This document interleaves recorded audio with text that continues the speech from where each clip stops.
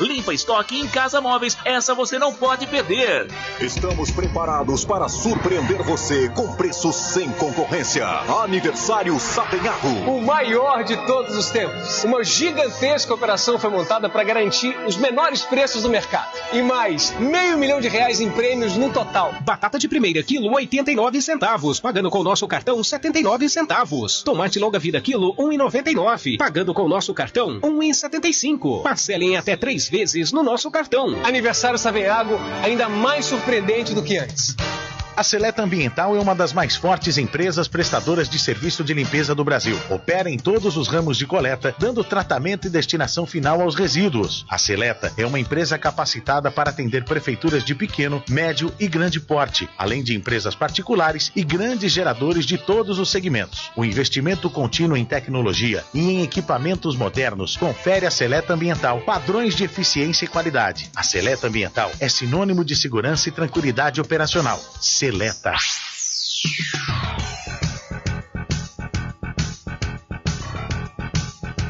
ZYK 525 1030 kHz. Difusora, Rádio do Povo, 24 horas no ar. Franca, São Paulo. Eleições 2018. Eleições 2018. A maior cobertura eleitoral do interior. Difusora, Comércio da Franca, Portal GCN, TV Franca e CIR FM, formando uma grande rede de informação. Eleições 2018. Começa agora a série de entrevistas com os candidatos a deputado federal e estadual, com base eleitoral em Franca. Eleições 2018. Eleições 2018.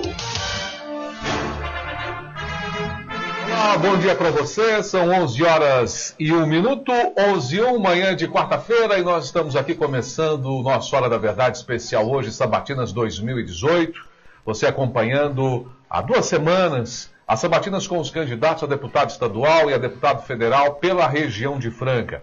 Até as vésperas da eleição em outubro, nós vamos receber 18 candidatos que vão falar de suas propostas e objetivos caso sejam eleitos, tanto para o Congresso Nacional quanto para a Assembleia Legislativa de São Paulo. Aqui comigo está Corrêa Neves Júnior. Bom dia, Júnior. Bom dia, Vaz. Hoje nós chegamos à 6ª entrevista, né? Já começamos ali. Já foi 1/3 do percurso que a gente tem que terminar até a eleição. Tem sido uma experiência muito boa. Tenho achado os candidatos bastante claros com relação às suas propostas. Espero que isso de alguma maneira ajude. Eu tenho certeza que vai ajudar muito o eleitor a formar o seu juízo, a decidir aonde ele deposita o seu voto. Esse é o nosso papel aqui. A gente hoje é o candidato também. Hoje vamos recebendo aqui o candidato Davi Abimael Davi, candidato a deputado federal. Deixa eu te falar, a gente está esquecendo todo dia de cumprimentar também aqui.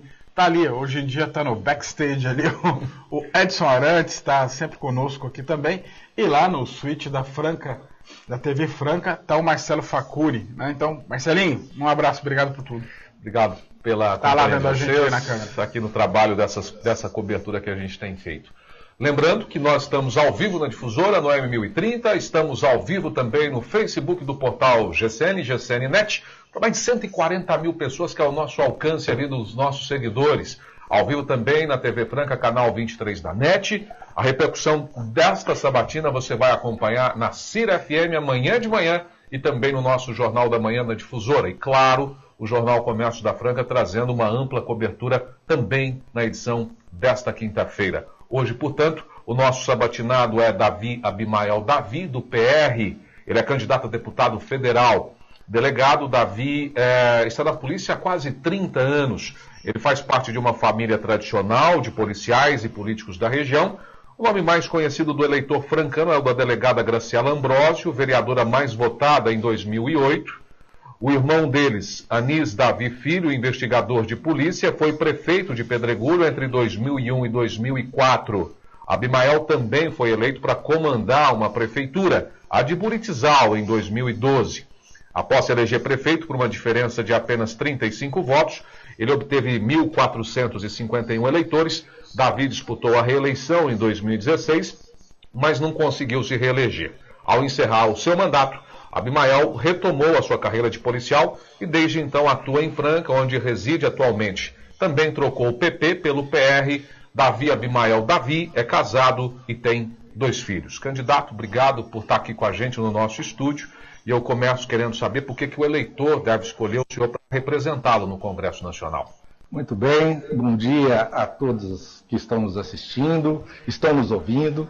Quero agradecer a essa iniciativa do Grupo GCN, da Rádio Difusora, do Jornal Comércio e da TV Franca, porque é uma grande oportunidade para a gente que realmente vem com um anseio de mudança, de renovação do nosso país, esta oportunidade de tornarmos mais conhecido e também expor as nossas ideias é um momento muito especial e graças ao grupo que está nos propiciando isso aí, quero deixar meus agradecimentos, dizer um bom dia aí para o Júnior, para você, Leandro Vaz, para toda a equipe que está aqui hoje, para todas as pessoas que estão nos acompanhando aí. A pergunta que você me fez agora, Leandro Vaz, é interessante, porque o eleitor está querendo alguém para que ele possa se identificar, alguém que corresponda aos anseios dele, alguém que ele possa confiar, porque a situação do país, essa roubalheira, essa dificuldade, os políticos que não inspiram confiança, e para isso é necessário que, inicialmente, eu diga um pouquinho da minha origem, o meu trabalho, e aí sim, o eleitor possa então começar a identificar, ter a identidade ou não com o delegado Davi. Eu digo, como você já bem disse em relação a um aspecto familiar, eu digo que eu sou natural de Pedregulho, a cidade que eu tenho muito orgulho. Quero aproveitar para mandar abraço a todos os meus amigos de Pedregulho. Nós tivemos recentemente num grande almoço, que é a reunião das famílias pedregulhenses. Foi um momento especial de reencontrarmos os amigos, relembrarmos passagens importantes do nosso período. Lá, eu sou de uma família de 3 irmãos. Meu pai foi comerciante um período, depois ele passou para o trabalho na Santa Casa, onde ele dedicou praticamente toda a sua vida, a Santa Casa de Franca. E também é interessante que não foi mencionado, mas ele também foi vereador da cidade. Eu não tinha nascido nessa época, mas ele foi vereador naquele período que não se recebia nada, que realmente a atividade do político era servir a comunidade. Quando ainda criança, jovem, nós viemos para Franca, todos os irmãos vieram para Franca, com exceção do Anizinho, né, que foi mencionado, que ele ficou em Pedregulho, lá ele foi prefeito da cidade. Aqui eu pude trabalhar desde os meus 16 anos de idade e tive uma experiência também como cortador em fábrica de sapato, né, uma experiência rápida, porque logo em seguida passei num concurso para escrivão de polícia, assumi a cidade de Restinga. Também quero deixar o meu abraço à cidade de Restinga, onde tive um momento muito feliz da minha vida, porque lá fiz grandes amizades, foi um momento muito especial. Um grande abraço a todos os meus amigos de Restinga que estão nos assistindo agora. Na sequência, com o meu trabalho, passei a custear os meus estudos, fiz a faculdade de Direito aqui na Municipal de Franca. Em seguida, no ano seguinte já, graças a Deus, com estudo, com esforço próprio, passei no concurso para delegado de polícia. Fui designado para Buritizal. Pouco tempo depois, aliás, um tempo razoável depois, fui designado para Igarapava. De Igarapava eu tive condição de acumular praticamente todas as cidades da nossa região, durante o período de férias, licença de colegas, né? Começar por Aramina, Guará, Ituverava, São Joaquim da Barra, Itirapuã, Patrocínio Paulista, Jericoacoara, praticamente todas as cidades da região, onde nós tivemos contato direto com os problemas de toda a região. Então, foi um período muito bom também de experiência. E ainda por Igarapava, me candidatei, fui candidato em Buritizal, eleito prefeito de Buritizal no mandato de 2013 a 2016, encerrado o mandato, fui designado para Franca, moro em Franca, trabalho em Franca com a minha família, com os meus filhos, com a família da minha esposa, que também são daqui. E então na sequência, amadureceu-se a ideia de irmos para o PR, juntamente na dobrada com a Graciela, e hoje estamos aqui concorrendo ao cargo. Então, o que é importante? Por que o eleitor iria me escolher, que eu penso? Ele vai escolher um que ele identifique a origem. Como que é a origem? Vocês têm. Alguns vão ter identificação com a minha origem, outros vão preferir alguém que tenha um berço de ouro, que não foi o meu caso. Lutei, me esforcei, tenho a minha própria história construída com esforço próprio. Então, veja bem, a minha origem é importante, o trabalho que demonstrei durante todo este período, que eu faço questão de citar, que não tive nenhuma ausência do trabalho, não tive um dia de licença médica durante todo este período, é algo que eu me orgulho, porque eu digo, não me julgo muito inteligente, não me julgo inteligente, aliás, mas me julgo uma pessoa esforçada, bastante esforçada. Só para que a gente possa também avançar para os próximos tópicos, pois não. Né? Aí um pouco da história do senhor. Só queria lembrar que o pessoal pode mandar pelo zap uma pergunta ao candidato, uma não, quantas vocês quiserem, no último bloco. As perguntas serão aqui colocadas no ar e o candidato vai poder também respondê-las para você. Lembre de mandar áudios curtos, máximo 30 segundos, com a pergunta, nome, bairro e a sua localização, portanto. O senhor vem de uma família tradicional, como o senhor estava dizendo, de políticos na região. O nome mais conhecido, que a gente ressalta, é o da doutora Graciela, que é bastante conhecida aqui, já foi vereadora, da mais votada em 2008. É a sua irmã. O seu irmão também, o senhor Anis, foi prefeito de Pedregulho entre 2001 e 2004. E o senhor também foi eleito para comandar Buritizal, como o senhor já elencou aqui. O senhor acredita que fazer política é vocação ou é uma paixão da família? Olha, eu acredito que, pelo menos no meu caso, eu acredito que é a disposição de servir. Envolver em política em determinado momento, que a gente sabe que a situação está difícil, a moral dos políticos não está boa. Então, envolver em política hoje é um dever de servir, de buscar servir a comunidade e mais, de colocar o nome à prova, estar disposto a mudar, porque eu não sou a pessoa do tipo que fica reclamando, metendo pau em político, falando. E assim foi a minha candidatura em Buritizal. Achei que tinha coisas erradas, coloquei meu nome à disposição, aqui é a mesma coisa estou fazendo, estou revoltado com este cenário político que o Brasil vive hoje, então eu digo, estou com meu nome à disposição para que juntos, não faço nada sozinho, sou uma pessoa que gosto de ouvir, estou mais para ouvir, mas também a gente tem atitude, sabe agir no momento certo, e assim, para que juntos nós possamos fazer, servir. O grande objetivo é servir. Uma vocação, então. Talvez de servir, não de ser político, na expressão da palavra hoje. O senhor gosta de ouvir, mas o senhor gosta de falar também. O senhor estende nas importante aproveitar esse momento especial. Ainda não precisamos avançar, realmente, porque há muitas perguntas. Sim, eu estou à disposição. E aí eu queria perguntar para o senhor o seguinte. O senhor, pelo que a gente viu nas redes sociais, o senhor está colado aí na delegada Graciela, na doutora Graciela. O senhor colou.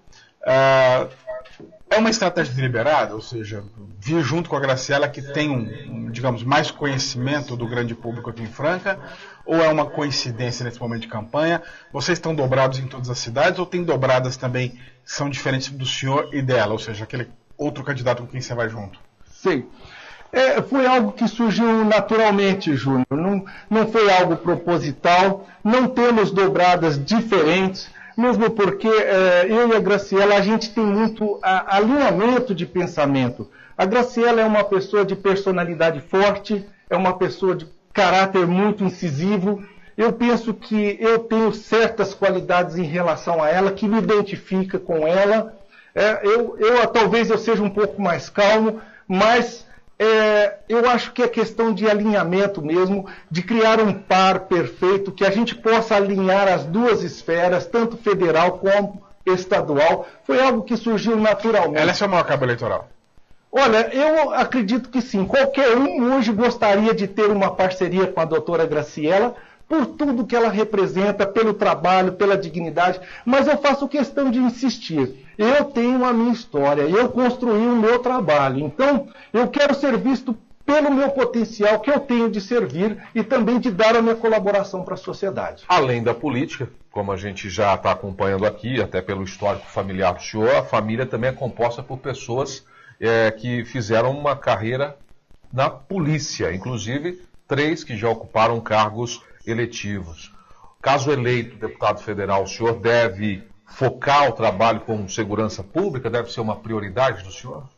Olha, sabemos que segurança é prioridade na vida das famílias.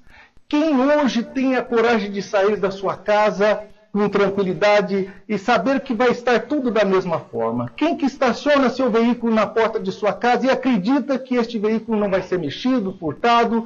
Que então a insegurança, realmente, o índice de insegurança é muito forte. Certamente, como eu tenho uma especialidade dentro da área de segurança e eu sei os problemas da área de segurança, vou fazer uma atuação muito forte nesta área, sem sombra de dúvida. Né? São certas coisas que às vezes a gente pensa, por que, por exemplo, Franca não tem hoje a delegacia federal de polícia? Por que Franca não tem? Então são questionamentos. Eu e a Graciela, nós questionamos assim, por exemplo, por que o 190 mudou-se da cidade de Franca? Então, são outros questionamentos. É claro que a gente tem projeto, a gente tem perspectiva nessa área de segurança, e se me for oportuno, eu quero estar falando alguns deles. Candidato, mas essas duas questões que o senhor colocou, e é importante deixar claro para o leitor, o senhor pode atuar ou pressionar, mas o senhor não pode resolver. Né? Um deputado não tem como, por exemplo, garantir a implantação do escritório da Polícia Federal, da unidade da Polícia Federal aqui, nem tem como trazer de volta um 190, que é uma decisão do Executivo. Mas durante os últimos tempos, né, poucos políticos se posicionaram sobre isso. Por que no momento que estava em discussão o senhor não apareceu para dizer, olha, eu sou contra? Por que agora esse assunto surge à pauta? Claro, a eleição é a hora de mostrar isso.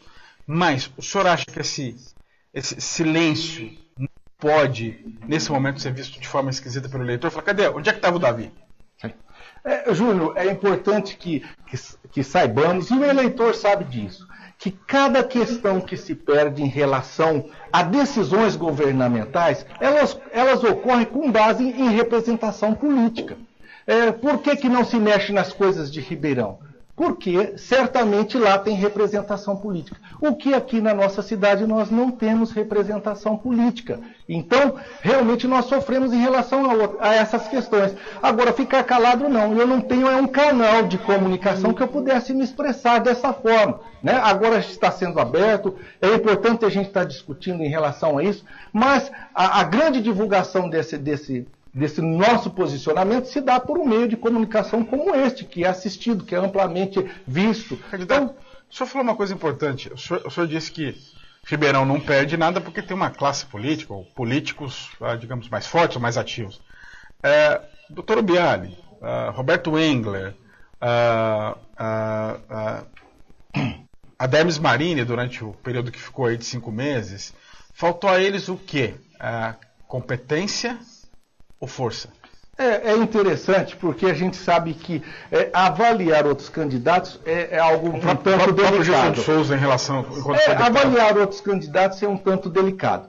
Mas o que a gente observa é que a ausência de representação política ou a questão da representação fraca, realmente torna a região fraca. Isso é claro, é evidente. Então, o que acontece é o seguinte, se tivermos representação firme, vamos dizer, o Roberto, bom, ele está fazendo o que ele pode na área que ele consegue, não digo em relação ao trabalho, mas certamente se tivermos uma outra deputada combatente, forte, como a doutora Graciela, o cenário poderá ser muito diferente do que a gente vê hoje. Hoje não temos candidatos a deputado federal na nossa cidade, na nossa região, certamente tendo uma voz ativa, firme, eu tenho certeza que poderá ser diferente no cenário da nossa representação. Candidato, o senhor teve 1.451 votos quando se consagrou prefeito de Buritizal, em 2012. Cumpriu o mandato de 4 anos, mas na tentativa de reeleger, o senhor acabou não conseguindo.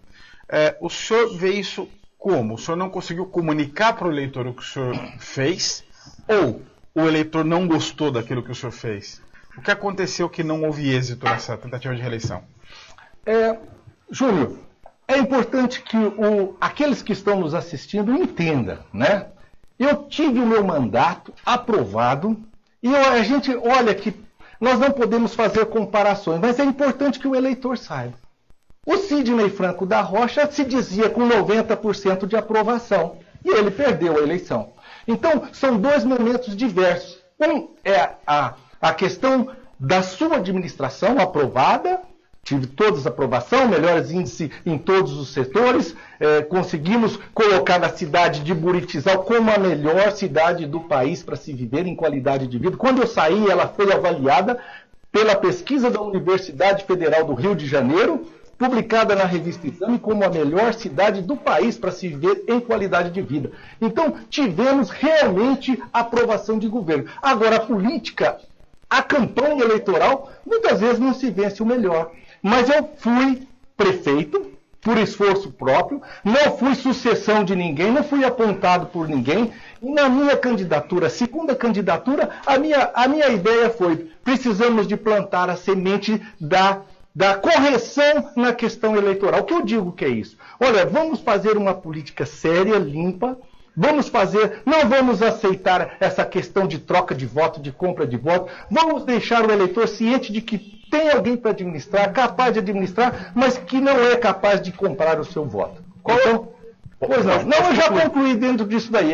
Uma coisa é a campanha política e a outra a administração. Nós tivemos demonstração clara disso na própria que Franca viveu. Qual foi o maior legado do senhor quando prefeito de Buritizal? O que o senhor considera ter sido o seu maior orgulho ali na prefeitura? Foi essa posição de melhor cidade para se viver no Brasil? Sim, sim. Olha, eu não diria que foi um legado, não foi um legado, porque nós reestruturamos a educação teve melhoria do índice de qualidade, nós tivemos melhoria na saúde, nós tivemos melhoria na área social, mas o grande trabalho, o que eu tenho assim com muito carinho, que eu acredito, foi o desenvolvimento do projeto em relação ao trabalho. Porque lá em Buritizal nós buscamos todos aqueles que estavam desempregados, e principalmente as pessoas relacionadas ao problema de álcool, de droga, aqueles que têm realmente uma dificuldade da inclusão social. E iniciamos um trabalho porque era muito simples, ia-se até a área social e buscava-se uma cesta básica. Um programa não sei tal, vamos dar isso. Falei, não, vamos fazer o seguinte, eles vão receber um salário, vão receber uma cesta básica, mas eles vão trabalhar, nem que seja meio período, estar à disposição da comunidade. Então, de todas as atividades, eu penso que as ações voltadas ao trabalho daquele que não tinha como se sustentar e vivia batendo nas portas da assistência social, trouxe essa dignidade para esta pessoa, e eu penso que foi o meu grande legado. O Comércio da Franca publicou uma reportagem recentemente, doutor, dizendo que quase metade do eleitor de Franca, quase metade dos votos para deputado federal são destinados a candidatos que vêm de fora, que são pessoas que vêm de fora buscando votos aqui em Franca. O senhor acredita que falta confiança do eleitor em candidatos da região? Olha, essa é uma questão um pouco mais complexa, porque ela envolve comunidades religiosas e, na realidade, a possibilidade legal de se transitar, de se pedir voto. Então, existem aqueles candidatos com maior potencial econômico, com maior potencial estrutural, que ele consegue ir às distâncias maiores, buscar o voto. Então, mas eu sou favorável realmente a que se estabeleça um voto mais consciente da nossa região, porque quando tiver os problemas, as pessoas falam, eu vou votar no fulano porque ele é alguma coisa que ele tenha se identificado com ele, mas na hora que a situação aperta, na hora que ele precisa da saúde, na hora que ele precisa do trabalho, ele tem que se recorrer às autoridades daqui, da cidade, do município. Por isso eu sou favorável que se estabeleça uma consciência do voto nosso. Por isso eu tenho trabalhado numa área limítrofe, não tenho ido além daquela área da nossa região para que eu possa efetivamente exercer um trabalho de representação de Franca e região. Candidato, o senhor citou aí, né, os candidatos que são ligados a comunidades religiosas, né, que conseguem ter uma amplitude de voto maior, então os policiais também, muitas vezes é o mesmo caso. E o senhor tem as celebridades, né, e uma delas está no seu partido, Tiririca. Sim. Tiririca, grande puxador de votos. Como é que o senhor avalia o trabalho do deputado Tiririca, maior puxador de votos do seu partido? Olha, nós podemos citar da atuação, como eu volto a falar, é difícil da gente ficar avaliando os candidatos, porque na realidade o trabalho de cada candidato deve ser avaliado pelo eleitor, pela comunidade. Mas a minha opinião, já que eu tenho que expressar, eu tenho a obrigação de expressar a minha opinião em relação a tudo que for me mencionado aqui, porque quando vocês me fazem uma resposta, é porque o eleitor quer ouvir a resposta. Então eu tenho a obrigação de responder. A questão do Tiririca, eu vejo o seguinte, um candidato que representa um grupo enorme de pessoas simples da sociedade, que esteve na Câmara trabalhando de forma digna, votou favorável aos projetos da população, em relação ao desejo da população, e também não está envolvido em questões de roubalheira, de corrupção. Eu penso que tem a aprovação popular em relação ao trabalho dele. Quanto é que o senhor pretende gastar na campanha do senhor para deputado federal? R$100 mil é o que eu pretendo gastar, é o que o partido vai nos enviar. Não tenho nada a esconder, meu negócio é transparência. O partido envia R$100 mil e eu gasto R$100 mil.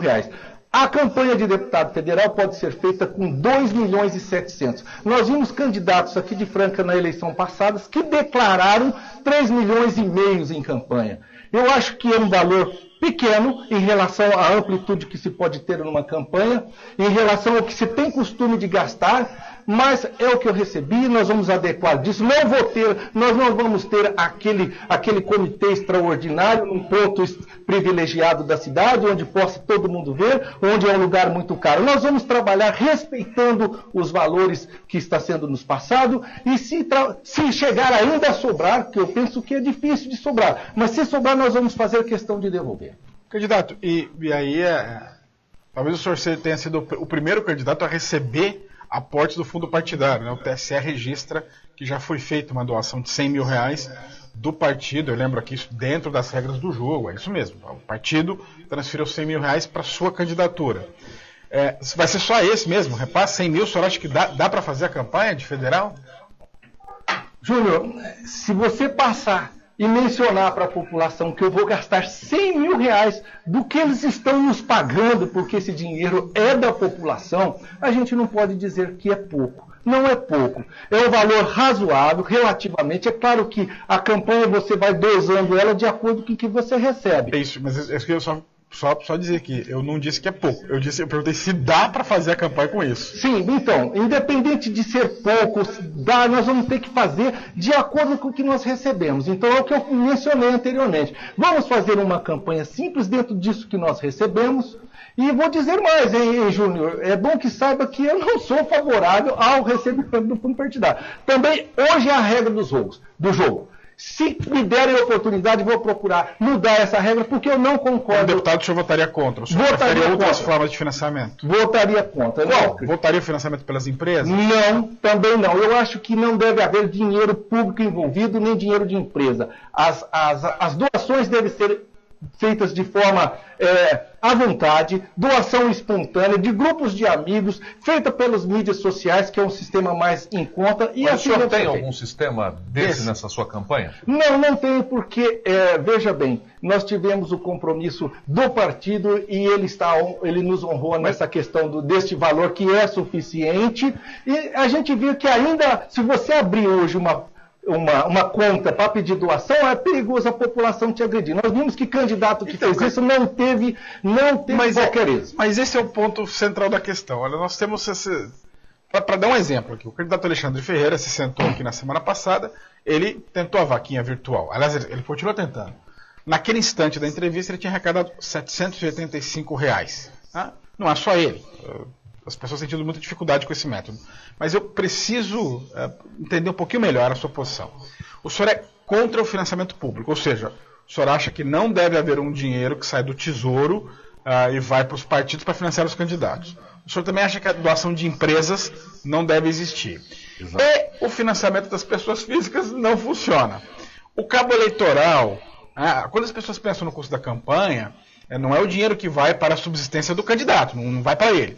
Tem que pagar cabo eleitoral, tem que pagar carro que circula, tem que pagar bandeira, tem que pagar tudo isso. Como é que o senhor faria para ter esse dinheiro se o senhor é contra o financiamento público, o senhor é contra a doação de empresas e as pessoas não doam. Júnior, as pessoas vão ter que se mobilizar em relação aos seus amigos, em relação às pessoas que estão à sua volta, e especialmente em suas ideias. Para demonstrar que você é uma pessoa capaz naquele que ele pode apostar, e é assim que nós vamos mudar, porque as pessoas vão ter que ter interesse no candidato. Não eu ter que ser colocado, de repente, ali forçado. Não, nós temos que a relação deve ser o eleitor se interessando pelo candidato e a partir daí ele faz os aportes. Se não fizer os aportes que são necessários, a campanha deve ser dessa forma que eu expus, sem recurso público, e será eleito aquele que tiver melhor ideia, tiver uma amplitude maior nas redes sociais, que são redes públicas, e assim deve ser feita a campanha. É a minha opinião, Júnior. Perfeito, candidato, mas só para a gente entender uma última coisa. Nesse caso, o senhor não teme que pode haver um efeito se as pessoas não se mobilizam para financiar os candidatos porque elas estão desiludidas com a política? O senhor não acha que pode chegar um cenário, e já a gente está vendo isso nessa eleição, 93% das candidaturas no Brasil são de milionários ou de pessoas que se financiam, onde nós só vamos ter rico candidato, né, que é capaz, por exemplo, no caso da presidência da República, ele pode pagar o seu avião, ele pode pagar a sua despesa, ele pode pagar o seu comitê. Não ficarei isso, porque se não tem fonte de financiamento nenhuma, não vai levar uma vantagem imensa o candidato que tiver dinheiro guardado para se financiar? Olha, exatamente, mas deve ser limitado. O gasto deve ser limitado, deve ser rígido, a fiscalização deve ser rígida. Nós estamos vendo o candidato hoje combater uma enorme emissora de televisão por meio das mídias sociais. Então, deve ser feito desta forma, não utilizando recursos públicos em campanha. É como se dizer hoje que é obrigatório o voto e a gente está vendo a possibilidade das abstenções na urna, no momento da votação.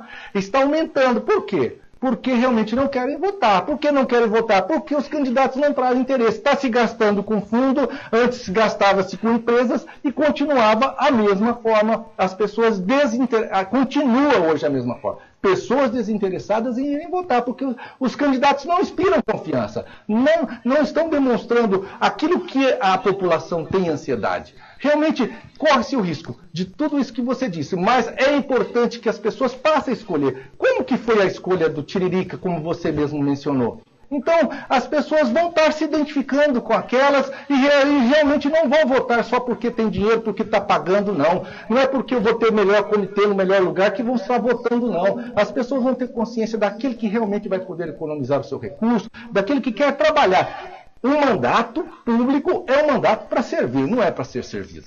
Candidato, obrigado. A gente chega ao fim desse primeiro bloco. Daqui a pouco, depois do intervalo, tem perguntas que nós estamos fazendo comuns aos candidatos a deputado federal aqui por Franca e também a nossa região. Lembrando que você pode encaminhar a sua pergunta também através do WhatsApp. Esse que aparece aí na sua tela. Bota aí pra gente, Lucas. 999960538, 999960538. Mande uma pergunta em áudio, curta, no máximo 30 segundos, em que você se identifique e também para o bairro que você está falando, tá bom? Vamos para o intervalo, a gente volta daqui a pouco aqui no nosso Hora da Verdade Especial Sabatinas 2018. Estamos apresentando Eleições 2018.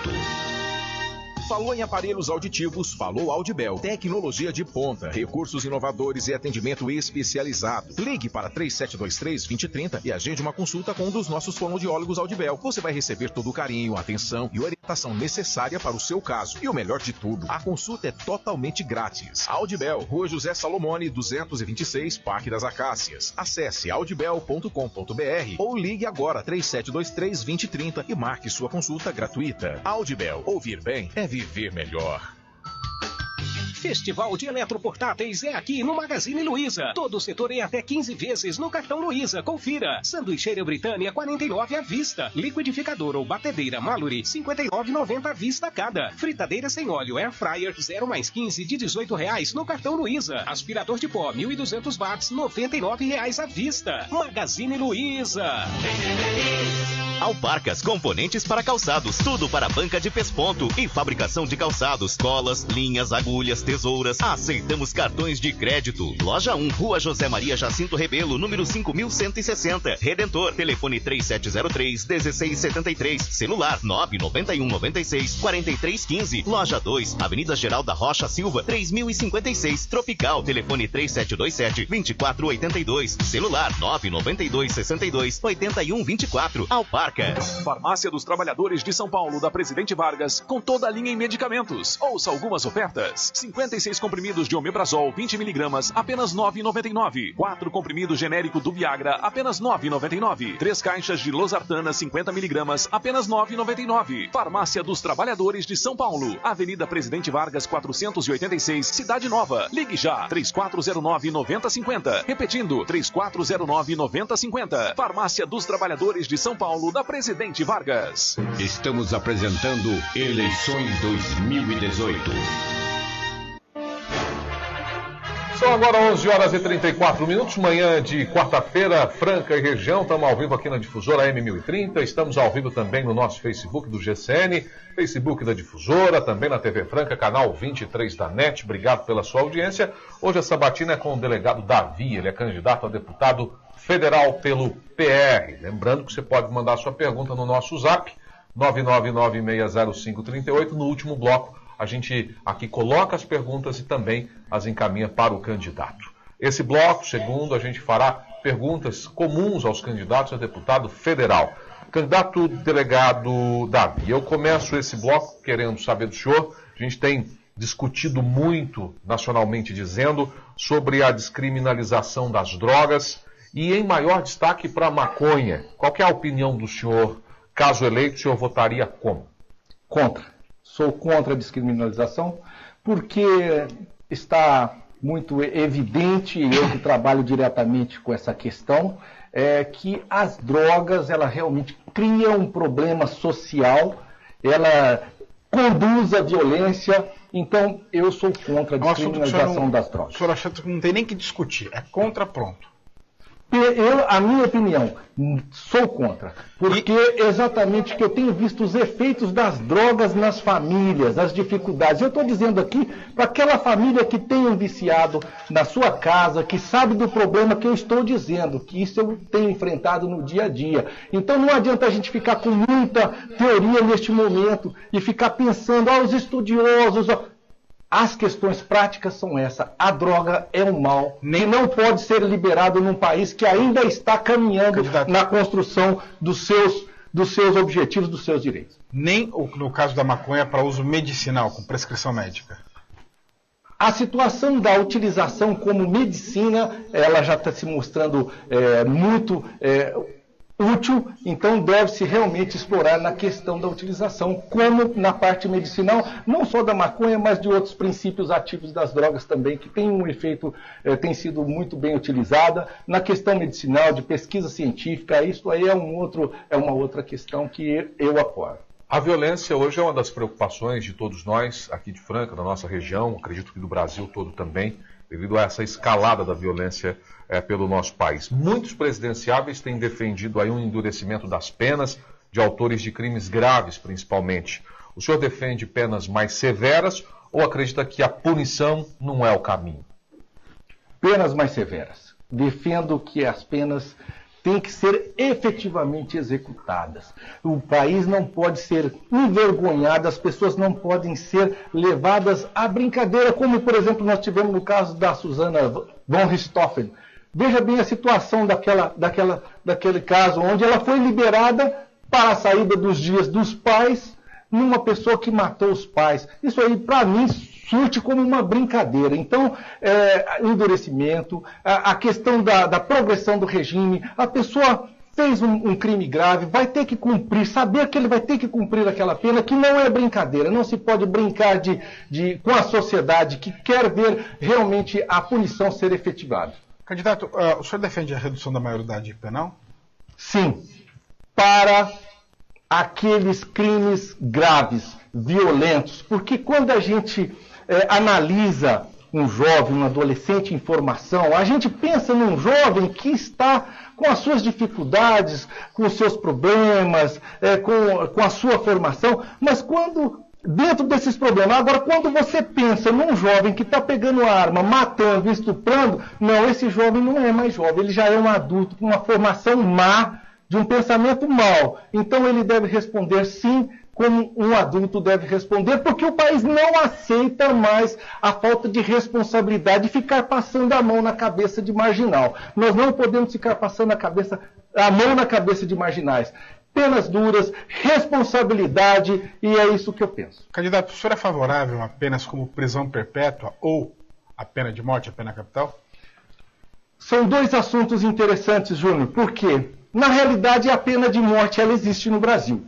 Nós sabemos disso. Ela é pena constitucionalmente. Temos o caso legal, né, do Exército. Quando há os crimes de guerra, ele já existe.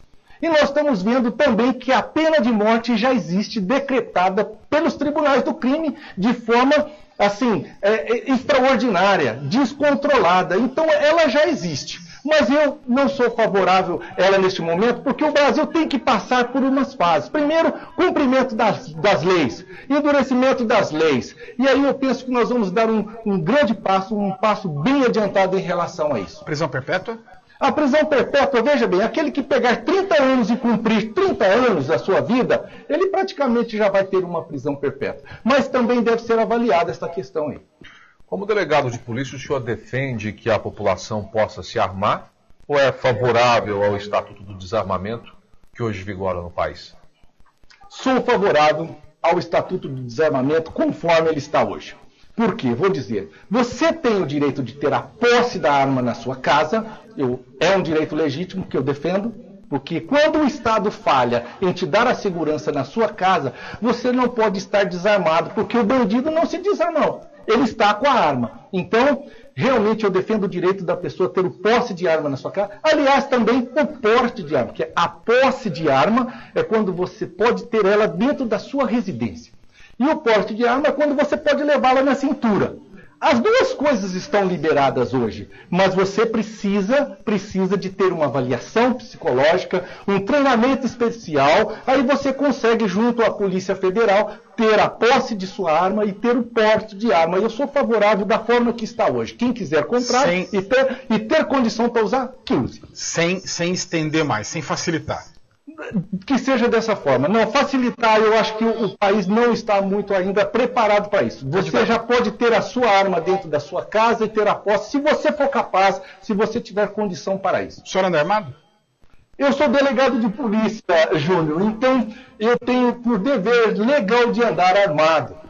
Realmente uma imposição por lei eu estar armado. Nos últimos anos, Franca tem registrado muitos acidentes de trânsito, principalmente nesses últimos meses que a gente está vivendo. Uma sequência, o senhor como delegado, certamente acompanhando. São muitos casos de motoristas que atropelam, matam, acabam fugindo, depois aparecem, se entregam, se apresentam à delegacia. Nesse ano, são mais de 40 pessoas que morreram em ruas, avenidas, rodovias da nossa região, vítimas desses acidentes de trânsito. O senhor defende leis mais duras no trânsito? Eleito deputado, tem alguma proposta que o senhor possa apresentar para enfrentar esse problema que a gente vive hoje? Sim. O problema da violência, especialmente em Franca, ela é um tanto delicada. Se você pegar os números de homicídio, que foi o fechamento de 2017, nós tivemos 25 homicídios em Franca. Então, se você pegar o número de homicídios culposos resultante de acidente de trânsito, porque um é o doloso, o intencional. O homicídio que eu estou dizendo é aquele de crime praticado, facada, tiro. Nós tivemos, então, 25 ano passado. Do mesmo ano passado, em crimes culposos, nós tivemos 27 homicídios culposos. Então, houve no ano passado um equilíbrio entre aqueles violentos, intencionais, contra aqueles decorrentes de acidente de trânsito. O cenário para este ano foi um tanto diferente. Nós vimos que os homicídios intencionais praticados como crime, eles reduziram de forma bastante abrupta. Nós tivemos até em junho 7 homicídios. Agora, em relação ao homicídio culposo. Nesse ponto vocês realmente têm razão, porque já alcançou a média praticamente de todo o ano passado. Então, é necessário sim leis mais rígidas, fiscalização, e é dessa forma que imediatamente nós podemos dar uma resposta para a sociedade. A partir daí é a educação, é o chamamento da sociedade para conscientização, é a questão do respeito às coisas mínimas, por exemplo, a faixa de pedestre. Temos que voltar a nossa consciência para o respeito ao trânsito, sabendo que... Radar e multa também? Veja bem, o radar e multa, eu não sou favorável ao radar e multa porque acaba se tornando a empresa da multa. A empresa da multa. Mas a fiscalização daquele que faz a advertência no ato, esse sim é importante. E eu digo que a advertência deve ser sempre feita de forma mais rápida, mais imediata. Isto é o que surte o efeito não só punitivo, mas educativo. O policial presente, o senhor disse? Isto, exatamente. Por que nós não temos policiais nas portas das escolas, olhando a entrada, a saída das crianças, mais fiscalização? Então, é tudo um cenário, se a gente tiver a oportunidade de estar discutindo, eu penso que o tempo já está um tanto adiantado, e eu gostaria de estar abordando os outros assuntos que são interessantes, mas a princípio é fiscalização e a partir daí conscientização. A reportagem publicada pelo Comércio da Franca, essa semana, mostra que 251 mulheres foram agredidas, foram vítimas de agressão esse ano em Franca, isso aquelas que registraram. Uma por dia. Como especialista na área, como é que o senhor faz para reduzir? Tem a Lei Maria da Penha, foi um avanço, mas os números mostram que ela não é suficiente para impedir as agressões, especialmente agressões domésticas. O que o senhor propõe para isso? Júnior e as pessoas que nos ouvem, veja bem, e nos assistem também.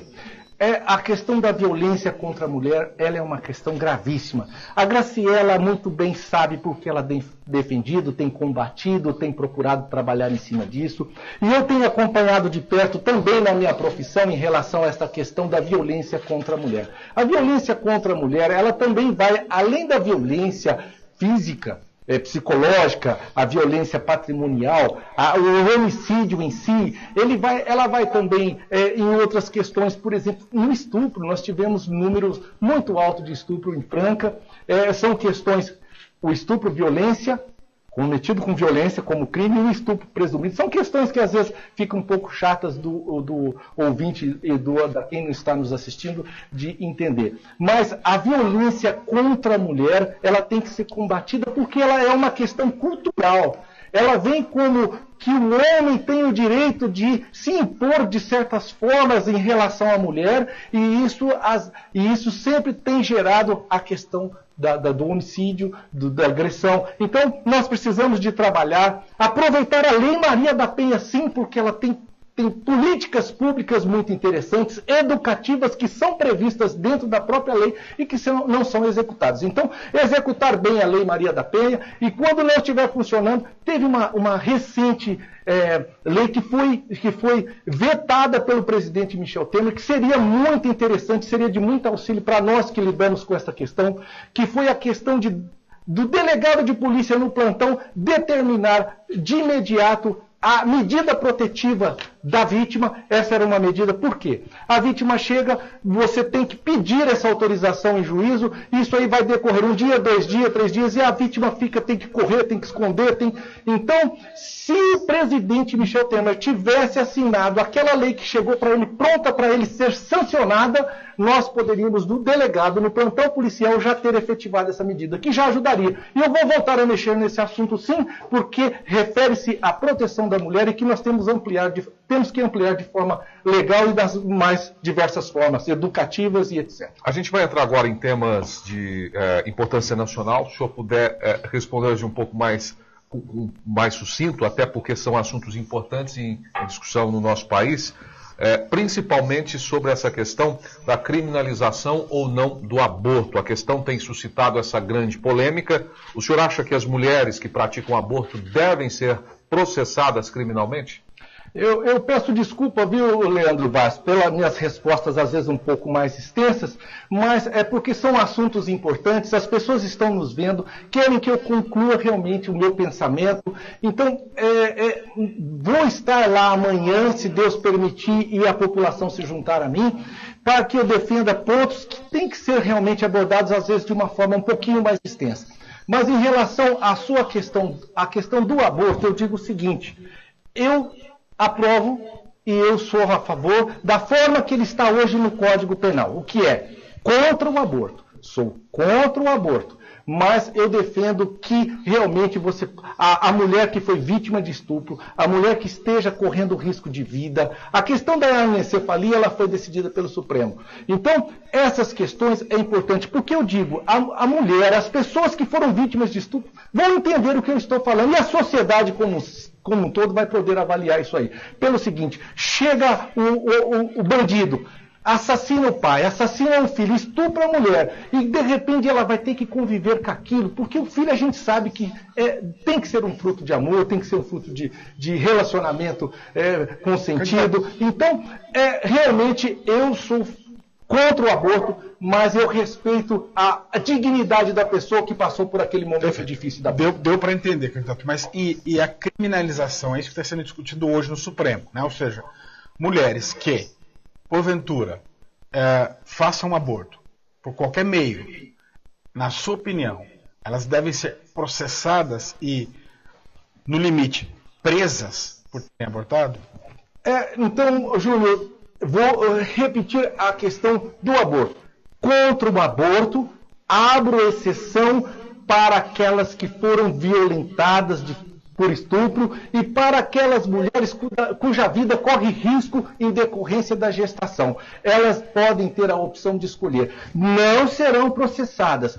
Não serão processadas. Há hoje, como há hoje, um procedimento apuratório que tudo passa em procedimento apuratório. E a partir daí, realmente faz-se então o aborto consentido. Então, deve ser desta forma, me permita só.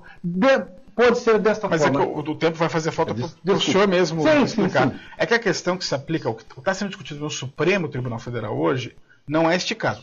Aqueles casos que a lei autoriza estão resolvidos. Os casos que a lei não autoriza é que são um problema. Hoje em dia não pode. Se a mulher fizer, essa é a discussão que está lá, pautada pela ministra Cabelucci. Né? Se a mulher ela não pode. Mas se ela fizer, ela deve ser criminalmente processada? Sim. É proibido, é crime, contra o aborto. Pronto. Tem que ser processado, tem que ser criminalmente.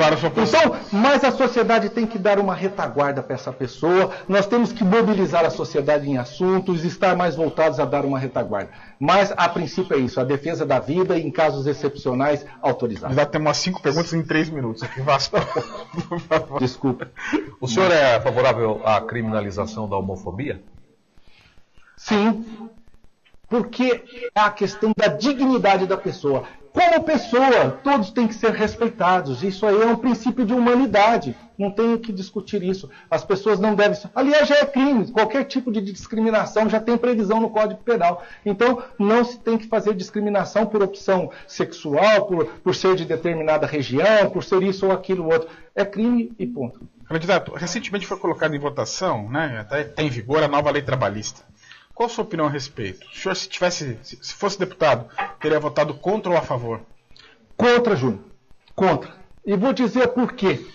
Pelo seguinte, uma medida desta tem que ser discutida com a sociedade, especialmente os trabalhadores, que tiveram seus direitos constituídos com muita dificuldade, com muita luta. E como que foi feita essa reforma? Nós vimos o ministro do Tribunal Superior do Trabalho, Ives Gandra, unir-se a juiz do Sul, juntamente com empresários, e tendo como relator o ministro Rogério Marinho, do PSDB do Rio Grande do Norte, e a toques de caixa colocaram esta lei trabalhista por goela abaixo.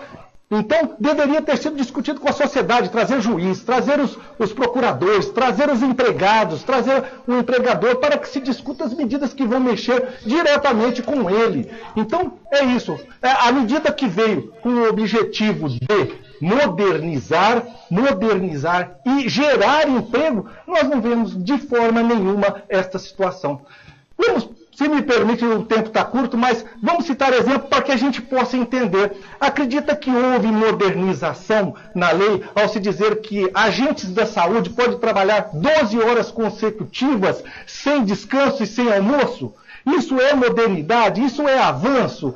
Você quer ser atendido por uma pessoa que trabalhou lá 12 horas ininterruptas, com o risco de você ter um medicamento errado, algum problema nesse sentido.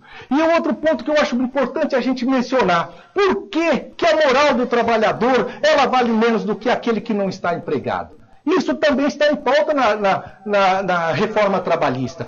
Vou citar um exemplo de forma rápida para tentar ganhar o tempo nos demais assuntos. Veja bem, se um trabalhador, juntamente com um engenheiro, está numa obra, o trabalhador lá, o pedreiro, ele é funcionário da empresa. O engenheiro não é funcionário da empresa. Ele está lá para fazer uma vistoria. De repente, cai algo na cabeça dele. Como que ficam os danos morais em relação a essas duas circunstâncias que aparentemente são iguais? O fato é o mesmo. Vemos que o trabalhador ele tem limitado pelo teto da Previdência o seu dano moral, como se a vida dele tivesse menos valor do que aquele engenheiro que foi fazer e não tem a relação de trabalho, que aí fica mais ampla. Então, sou contra da forma que foi feita. Candidato, sobre a reforma da Previdência, tem muito se discutido sobre isso. O senhor é favorável ou contra a reforma? A reforma é a forma que ela foi posta. Sou contra. Não votaria.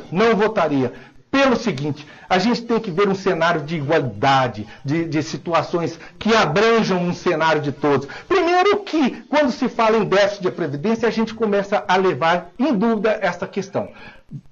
A questão da previdência, ela está dentro do cenário da Seguridade Social, que ela atinge assistência social, saúde e a previdência está incluída.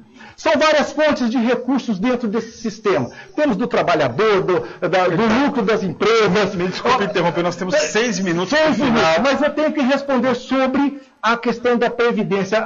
Mas o senhor não vai falar de emprego, o senhor não vai falar de saúde, o senhor não vai falar de... Queria falar. É só para terminar o assunto. Podia estender isso então para as 2 horas, desculpe, tá bom. Vamos lá. Então a questão da previdência, ainda voltando, existe a grande fonte de recurso. Agora, por que atinge determinado? Porque quando você vai querer fazer uma reforma, quer atingir o bolso do trabalhador. Porque as demais categorias não são alcançadas. Então temos que ter um regime igualitário, que alcance a todos. Aí sim, a gente vai junto, estudando, conversando com a sociedade. A última pergunta, porque não vai dar tempo de fazer as outras, infelizmente. E nós temos que voltar, tem duas ou três perguntas de ouvintes. Muitas empresas de Franca estão deixando a cidade, se mudando para outros estados em busca de melhores condições para produzir. O senhor, de forma muito sintética, o senhor tem alguma proposta para que essas empresas continuem em Franca? O senhor defende ou é contrário à guerra fiscal? A guerra fiscal, ela existe, né, Júlio? Todo mundo está vendo que ela está acontecendo. Eu sou contra. Gostaríamos de viver num lugar onde a questão não houvesse, mas ela existe. E o que nós precisamos? Já falei sobre isso. Nós precisamos de ter uma reforma tributária já urgente. Então, já temos aí algumas posições da Câmara em andamento, por exemplo, o imposto único, a circunstância de isenção especial para exportação. Eu quero, então, trabalhar nesse sentido, reforma tributária, para que possamos realmente resolver essa questão dessa guerra fiscal, desse prejuízo que Franca está sofrendo, e por falta de representação, ninguém tem tomado a iniciativa de defender. Bom, são 11 horas e 56 minutos. A gente tem 2 perguntas de ouvintes, internautas e telespectadores. A gente vai ouvi-las agora e o candidato vai poder responder. Começando com o Elinho, do Parque do Horto. Pode perguntar, Elinho, bota aí na caixa pra gente, Rei. Bom dia, Leandro. Bom dia, Júnior. Bom dia ao candidato. É o Elinho, borracheiro do Parque do Horto. Por que em época de campanha se acha solução para todos os problemas? Todo mundo que é candidato acha solução para todos os problemas. Quando está lá, ninguém faz nada. Ou 90% das promessas não tem condição de cumprir. Não seria melhor fazer uma campanha em cima do nada? Eu não prometo nada, prometo trabalho. Não seria assim melhor? Tchau, obrigado. Elinho do Parque do Horto, né? Isso. Obrigado pela participação. Esse é o pensamento das pessoas, é isso que eles estão pensando. Candidatos estão entrando, agora de Franca e região ainda é pior, que nem sequer estão entrando.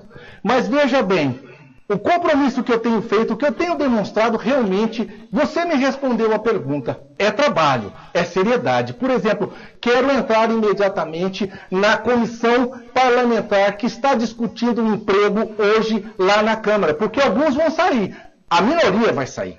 Mas eu quero entrar, vou propor meu nome para estar junto nessa comissão, trabalhando na questão do emprego, na questão da reforma tributária, estarmos juntos. O meu compromisso com a população, por isso que eu chamo, venham vocês, porque o meu compromisso é de trabalho. A gente tem mais um ouvinte conosco, é Justino do Miramontes. Coloca pra gente, Rei. Candidato, bom dia. O que o senhor acha de criar uma conta corrente para menores, de modo que ele ficasse imputado na ficha dele tudo que ele fizesse atualmente, e quando tivesse de maior, isso tudo acrescentaria na primeira oportunidade de crime que ele tentasse fazer? Luiz Justino, bairro Miramontes. Obrigado. Luiz Justino, é bem oportuna a sua participação do bairro Miramontes.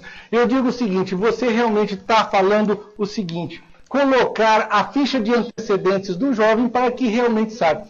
Veja bem, a questão da redução da menoridade nos crimes graves, que eu estou dizendo aqui, com crime violento, ele vai ser punido comum. Agora, a ficha de antecedentes precisaríamos da mudança do Código do Estatuto da Criança e do Adolescente para que isso fosse inserido. Mas eu acho que é uma excelente ideia, tem que ser levada adiante, pelo menos para que haja avaliação da área judiciária em relação aos antecedentes. Porque como está? Você comete um crime grave, mata alguém, você cumpre 3 anos, depois sai limpinho, não está bem colocada essa situação. Realmente a ficha de antecedentes deve ter peso, porque senão não faria sentido.